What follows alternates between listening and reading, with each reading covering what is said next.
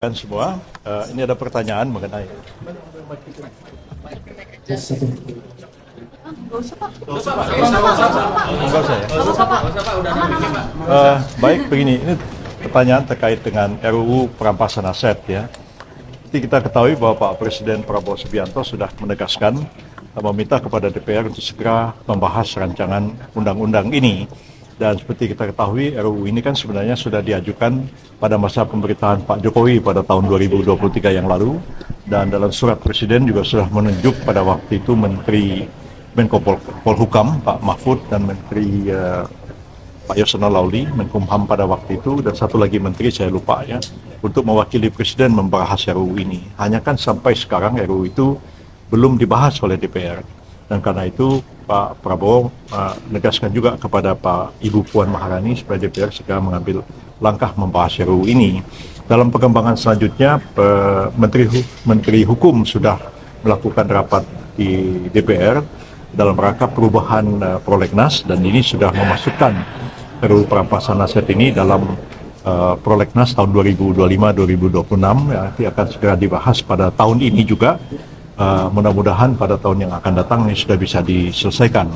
Tetapi saya mendengar juga ada perkembangan baru bahwa DPR akan mengambil alih inisiatif ini, dan kami persilahkan DPR segera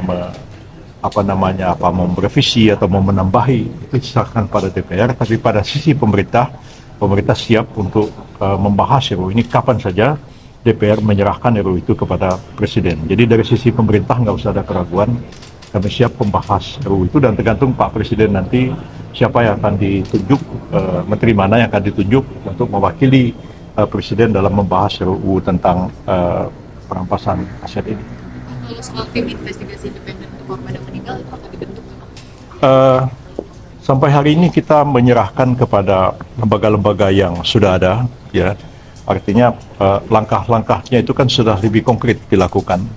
Jadi sementara ini pemerintah mendorong supaya polisi bekerja, kemudian Komnas HAM juga bekerja, lembaga-lembaga pelindungan saksi dan korban juga bekerja, dan kita memastikan di lapangan bahwa langkah-langkah hukum telah dilakukan dan on the track, sesuai dengan hukum dan sesuai dengan ketentuan HAM, bahwa Komnas mungkin punya pendapat, punya saran lain kepada pemerintah, ya kita tentu menghormati Komnas HAM sebagai satu lembaga negara independen untuk juga melakukan penyelidikan. Dan kami dengar tadi dari Ibu Ketua bahwa Komnas juga sedang melakukan penyelidikan dan belum selesai.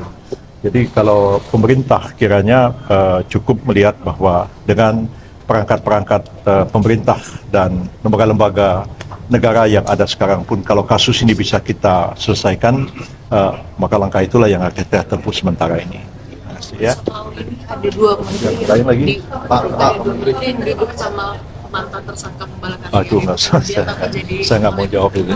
Itu cukup pengamat aja. Kemarin Presiden sempat bilang kalau agenda kemarin itu ada makar, dugaan makar. Tersangka ada 7 orang kan dari Polri itu kan terkait dengan aksi demo.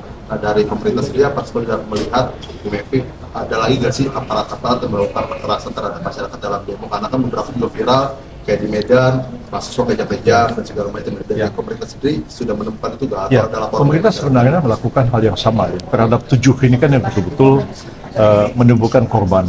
Dan kita tahu almarhum Afan itu meninggal dunia karena kesalahan yang dilakukan oleh aparat kepolisian, dan pemerintah kan sudah mengambil satu langkah mengadili mereka di pengadilan etik.